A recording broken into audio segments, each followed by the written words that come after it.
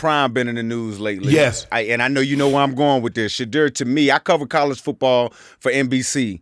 He's the top quarterback in college football by my surmise of it. By just looking at the game and all of those things, he can throw on rhythm. He can take hits. Touch. He can everything. Touch, all of that. Right.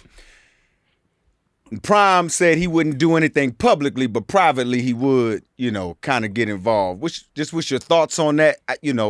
I like to see. That. Kind of like what Archie did to Eli? Yeah. Now you know where I'm going with it. Come on, man. Holla at me, bro.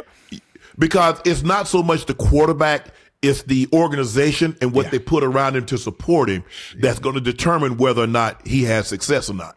Yeah. And I'm not sending my son to an unstable situation where you're not going to have the apparatuses around him in order to foster a situation where he can grow. So don't waste my time. I don't care. Because, we got money. We'll sit that thing out and we'll go back in the draft the following year. So you're not going to put me in a situation and have my son looking like he's never seen a foot or a ball and have him out there looking crazy. That's not going to happen. So I don't have a problem with what he said. We've seen it done before. He just wants the best for his son. I think we all do, but all of us are not in a situation where we can control the dynamic of where our son or the job that our son is going to, or daughter is going to get employed at, and can control that narrative. But I don't have a problem with what he said. And again, man, you in national media, so I know you've dealt with it over the last couple of years as well. I found myself in production meetings defending Prime. You know what I mean? Not necessarily this year, but in the past, where it's like the national media, for whatever reason, sees issues with some of the things he says, right? But Kurt Signetti, who's having a hell of a year in Indiana, balling. First question they asked him, Beast, about him, and he's like, what the hell with that? Just Google me. I win. Right? Nobody said anything about that. So I'm just wondering, how do you see the national media and how they have covered Prime and covered other coaches? Well, obviously, because I have seen a difference. No, let me tell you what it is. The crux of the argument is black people are supposed to be humble. Be thankful you're coaching. Be thankful you're in the NFL. Be thankful you're in the NBA. Be thankful you're the heavyweight champion of the world. Just be thankful that you have a job. Who are you to boast and brag and tell us how great you are? You should just be thankful that you're here. That's the expectation for us. And when you don't do that, now I need to put you in your place. I need to find a way where you're not. And see, you couldn't do it when he played. Nah. Because what you gonna say? He not any good? The best He just happened to be the greatest. He happened to be the greatest corner to ever live.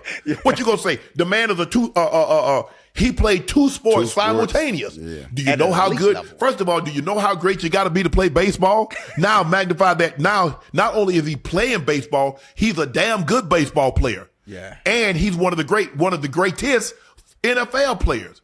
And he's doing that simultaneous. So there ain't no way you can, you find fault. Well, he's not serious, because if he was serious, he'd pick one or the other. Why? I can do it. Why? I mean, I can go to a restaurant and order one entree, but if I got the bread, I might want lobster, might want steak, crab legs, whatever. Yeah. Because he could. And so now a lot of that vitriol is, well, I couldn't say anything bad about him then, but I can talk bad about his team, or I can talk about things. Look, Time, that's my dog. Yeah. He's not above reproach where you can't critique his coaching. But when you start talking about, oh, he's a false prophet and he ain't what he says, now that ain't got nothing to do with football. Overstepping. Now you making it personal. Overstepping.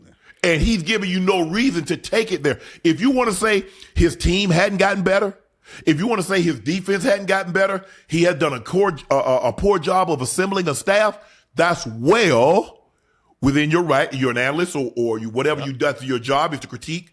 But when you start talking about his religion and about how he doesn't live a certain, miss me with that. Yeah. Oh, I'm with you on that one, bro. Because it's crazy. It just seems like now this year the story is a little bit different because you don't see him out out and about as much in the media as much, with the cameras and all of that. Man, I know I'm gonna get got. Shannon, before we let you go, bro, this the Get Got Pod, man. The Okay. Get Got Pod. And me and Beast Mode, we had an interview years ago, and he said he had a famous quote where he said, everybody gonna get got. I'm just gonna, I'm gonna get mine more than I got to get you before you get me. Yeah. So we asked all of our guests, has there ever been a time in your football life where you got on? Oh, hell yeah. Yeah. Oh, yeah. If you got a couple story or two for us, let us know about it. If you play this game long enough, everybody gonna get got. Yeah. Oh, absolutely. You're not leaving this game unscathed. Oh, hell no. It's too many opportunities over the course of a game, over a course of a season, for you not to get got. And I don't care who you are. You could be the greatest quarterback, the greatest wide receiver, the greatest DB, whatever the case may be. You will get got. Oh, man, a dude, some of the hardest hits I've had, I was in the flex position. Uh-huh. No, we had a double tight. We have two tight ends. We had 11 personnel on the field. And so we put one tight end outside. They put the Sam on him. Oh, yeah, I'm thinking, woo, man, they playing man coverage. Yeah. Oh, I'm about to go to the flat. I'm going to turn this thing up. The Mike backer that's going to be covering me, he ain't got no chance. Man, I go home telling that. I go running out there in that flat. Trap coverage, they had a corner waiting for your ass. It ain't the corner, it's the linebacker. It's the linebacker. That's what got me. Yes. Oh, I'm thinking, no. don't nobody walk a linebacker and then play cover two behind it. Yeah. Boy, that joker hit me up under my chin. I thought my head was in that helmet. My helmet flew off and started rolling. I think his head's still in there. Hey, you heard about the headless horseman? I thought they had a headless football player because dude cracked me. But the hardest hit that I've ever been hit, I caught a shallow cross. It was opening day against the Jets in 96. I caught a shallow cross and I turned up and my guy was blocking. I didn't see the safety coming. Dude, put my foot in the dirt and I turned up. I took like 2 steps and Gary Jones hit me. I had a shield on at the time. He cracked that shield just like a windshield. So I'm laying on the ground. I could hear him talking. That a way to drop that wood on Jones. That a way to. I'm like, what would he drop? He's like, what are y'all talking about, dude? That's the hardest. And I've been hit a couple of times, got knocked out, but that's the hardest that I've ever been hit. Let me ask you play in the NFL, if you play more than a year, it's hard for you not to get got if you just play 1 year. Because normally you're going to be on special teams. Somebody going to get you on that, They don't let you sneak them like you used to because you can't really crack back on a guy like you could when we played guys. Because I was looking to peel somebody's cap. I don't lie to you. Peel the cap back blue. You know what I'm saying? I was looking. Ooh. Hey, because back then, they would let you peel back on the kickoff return. So we would run a cross. Well, I was L3 and everything. I was like a tackle. Man, I would peel all the way around. I might have the L4 on the other side. Yeah. He got it. He think he's free and clear because he see that line open up, and then all of a sudden, all you see is cleats. Hey, Shannon, I ain't gonna even lie to you, bro, because that's when we could have 4-man sleds too. And when I used to be on kickoff, I used to always say, when you don't see anybody in the front line looking at you, you going to the wedge, bro, or somebody coming to catch you. Somebody peel back on you a little bit later, bro. So I got knocked out a few times there. All right, look. We're going to let you go. Let me tell you this story. Let me tell you this story how I got off special teams. So in 93, we got a new coaching staff. And my special teams coach is Rich Smith. And I think Rich is still coaching right now, if I'm not mistaken. He might be in Atlanta somewhere, but I know he was coaching. And so he's the special team guy.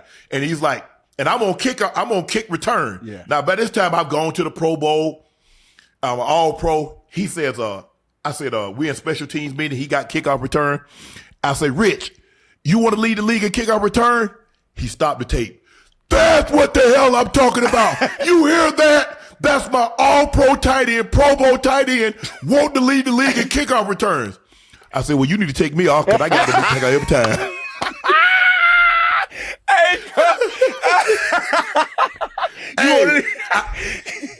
Ask anybody. He paused the film, threw the tape down. He's like, he started cussing Anthony Lynn. Anthony Lynn that was the head coach of the Chargers. Yeah. He was my backup. He's like, Lynn, you up at practice tomorrow. Yeah. So that was the end of my special teams career. Just like that. Yeah. Hey, Shannon, man, look, man. So one quick one before we let you go. Hey, man, why you released that audio, man? Huh? I know you released it. Man, hold on. Nope. That. This ain't, look, big dog. Hey. We ain't even finna, Mike, look, this always trying to get into that bull.